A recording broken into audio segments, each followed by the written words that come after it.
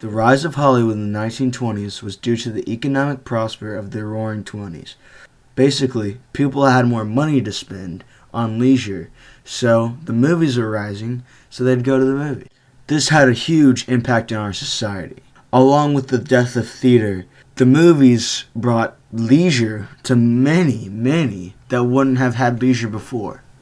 Another thing that helped with the rise of Hollywood in movies was that new musicians were entering the scene, aspiring musicians, and they really wanted to get in the music business, so they would play for these silent films so people could hear something.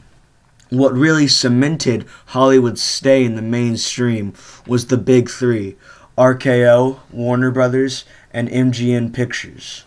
Now, all three of these companies also owned their own theaters in which they could show their movies, basically having a monopoly on the theater business.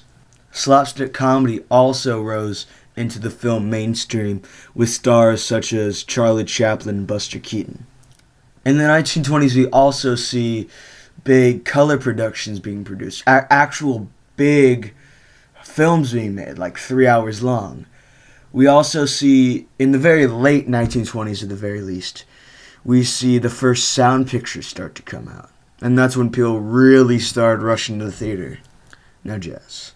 As many of you probably learned from, say, La La Land, jazz was born in the slop houses of New Orleans, Louisiana. Jazz was almost a liberation for many, as it was one of the first places that black artists could get their name out there, along with females, of course.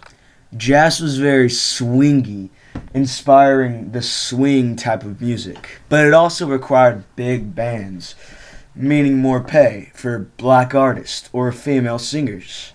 Jazz also influenced early Mississippi Delta blues, which was to be heard more in the Depression.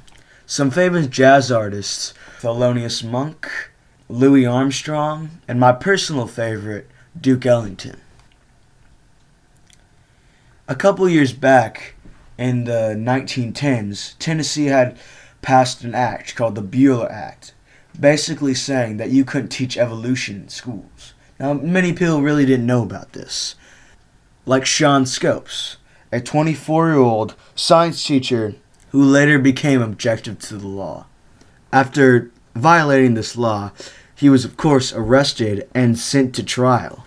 The trial was essentially about fundamentalists who believed what the Bible had to say was true, and Darwinists who believed what Darwin said was true. It was also the first trial to be broadcast on radio. Scopes, in the end, was found guilty. Essentially, this entire thing was a struggle against old ideals with new ideals.